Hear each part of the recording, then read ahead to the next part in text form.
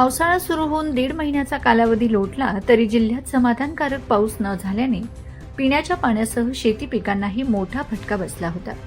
मात्र काल रात्रीपासून जिल्ह्यात समाधानकारक पाऊस पडत असल्याने शेतकरी आणि नागरिकांना दिलासा मिळाला आहे।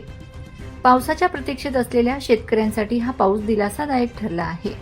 दुबार पेरणीचे संकट ओढावलेल्या भागात आता पिकांना बळ मिळण्याची शक्यता आहे। पिण्याच्या पाण्याचा प्रश्नही काही प्रमाणात मार्गी लागेल अशी आशा व्यक्त होत आहे। पावसामुळे नंदुरबार शहरातील अनेक रस्त्यांवर मोठ्या प्रमाणात पाणी साचले आहे। नागरिकांना वाहतुकीस अडचणींचा सामना करावा लागत आहे। 1.5 महिन्याच्या कोरड्या कालावधीनंतर झालेल्या या पावसामुळे जिल्ह्यातील वातावरणही आल्हाददायक झाले आहे। हवामान विभागाने पुढील काही दिवसही पाऊस सुरू राहण्याचा अंदाज वर्तवला आहे।